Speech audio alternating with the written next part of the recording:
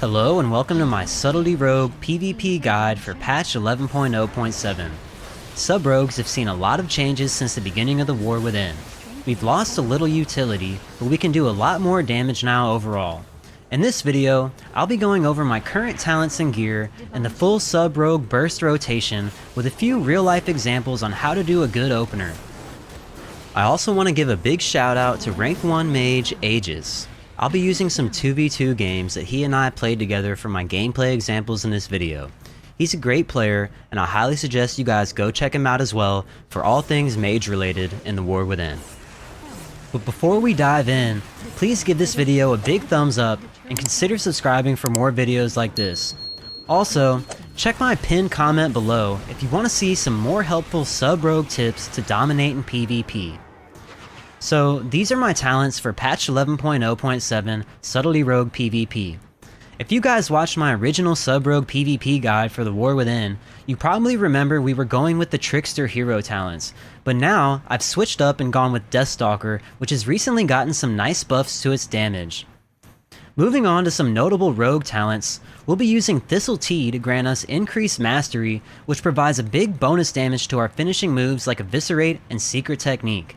We'll also be picking up the new Supercharger talent, which will make our finishing moves hit harder than ever. On the subtlety side, we'll be taking Death Perception, a new talent that causes symbols of death to increase all our damage, and we'll also be taking Flagellation, which is now going to be our biggest burst cooldown. Additionally, we'll be picking up Deeper Daggers and Shadowy Brew, which have great synergy and will provide more bonus damage to our finishing moves. Another notable talent here is Premeditation. This will allow us to get full combo points for our opener, so we can open with a full kidney shot instead of a cheap shot, allowing us to keep the kill target stunned as long as possible. For PvP talents, you'll want to run with Smoke Bomb and Shadowy Duel most of the time, and you'll be changing up your third PvP talent depending on what team composition you're facing. If you're facing against a Hunter or any melee class besides Feral, you'll want to take Dismantle. This allows you to frequently disarm them, easily shutting down their burst damage or leaving them vulnerable to your attacks. If you're facing against anything else that doesn't rely on weapons, Dismantle becomes useless, so you'll want to take the Thick as Thieves PvP talent and swap out the Blackjack Rogue talent for Tricks of the Trade. This will allow you to use Tricks of the Trade on your teammate during important burst windows, giving them a damage increase of 15%, which can really help to secure kills during your Stunlock combo. If you're playing against a Feral or other bleed heavy class like an Assassination Rogue, you could consider taking the talent where Cloak of Shadows removes bleeds, but keep in mind that if they decide to hit your teammates instead of you, that talent is pretty much useless too. I think Dismantle is a lot more effective against Assassination Rogues because it's available more often and you can use it to protect not only yourself but your teammates too. For stat priority, we'll be stacking Mastery above all else, followed by Versatility. Mastery directly increases the damage of all your finishing moves, which is what we'll be relying on to do the most damage. Versatility will provide a flat increase to all our damage too, as well as reducing the damage we take. I'm going with the full 4-piece tier set, which gives us some nice bonus to our finishers too. A great way to stack as much mastery as possible is to go with the Algari Competitor's Leather Goggles and Leather Bracers, which allow you to sacrifice some versatility for a big boost in mastery. Now let's get into the rotation and openers.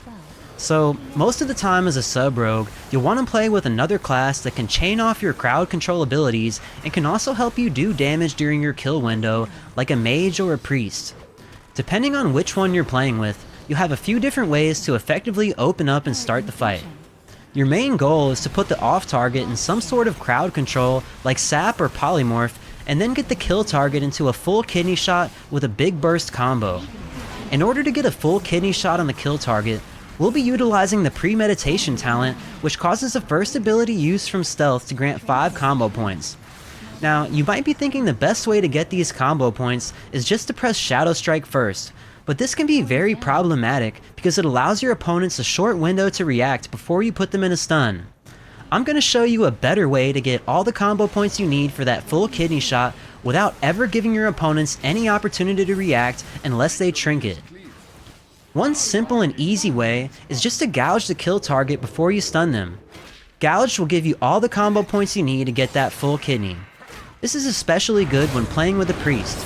You can just sap the off target and open with a gouge into a kidney shot on the kill target, and then you'll want your priest to run up and fear the sap target out of the sap, all while helping you do damage at the same time. If you're playing with a mage, it opens up a lot more possibilities for your opener. One of the best ways to open up with a mage is actually to sap the kill target, then cheap shot the off target and have your mage polymorph them off of your cheap shot. You'll have full combo points from the cheap shot, and then you can do a full kidney shot on the target you have sapped, and they won't be able to do anything unless they trinket. Once you've got the target in a full kidney shot, it's time to send as much burst as possible. For the burst, first you'll want to pop Shadow Dance and Shadow Blades together with your PvP damage trinket. I'd suggest putting these all together in a macro like this, so you can press them all at once with one button. Then you'll want to press Symbols of Death, Shadow Strike, Flagellation, Thistle Tea, Secret Technique, Shadow Strike, Cheap Shot, Eviscerate, Cheap Shot, Eviscerate. If we didn't use Kidney to open, and just opened up with Cheap Shot, we wouldn't have had time to press Shadow Strike after Secret Technique. You could also press Smoke Bomb here instead of Shadow Strike if you really want to put out a lot of pressure, and you should have time to re-stun clean with Cheap Shot with no gaps. Your goal in the opener is to get the other team to use their trinkets and pop their defensive cooldowns. Once you get that, you'll just basically want to run away and re-stealth while you wait for diminishing returns to reset. Then, once diminishing returns reset, you'll go back in and do the same thing. Cheap shot the off target, and then kidney the kill target. A smart mage will polymorph off of your cheap shot and do huge damage with you together on your kidney shot target, hopefully landing the kill. If you don't get the kill, just rinse and repeat. Run away, wait for diminishing returns to reset, and then try again. It's okay if you don't have flagellation backup when you do your second go. Just follow the same rotation without flagellation. Same thing goes for Secret Technique. Use it if you have it, but if not, just press Eviscerate. Your main job as a rogue is to set up those juicy kidney shot windows when DRs are down and just do as much damage as you can. Outside of your burst, you can apply Rupture, which helps you do damage, and just spam Shadow Strike or Gloom Blade and Eviscerate. But most of the time, if you don't get the kill, you'll just be running away and resetting unless they're really low and you think maybe you can finish them off if you just stay on them and keep blasting. You can also use Shadowy Duel when they're coming out of your stun lock to keep the pressure up, or dismantle them out of the stun if they're using a weapon. This will buy you a little extra time to try to finish them off. So that's it for my patch 11.0.7 Subtlety Rogue PvP guide. I hope I cleared things up for some of you newer rogues, and I'm sure some of these openers will be a lot of help if you haven't been doing it like that before. Leave your questions below in the comments, and I'll get to them all as soon as I can. Don't forget to check out my live streams here and on Twitch if you want to see some live Controller Rogue Subtlety gameplay. And feel free to join my Discord too if you want to talk in private or need a little extra help.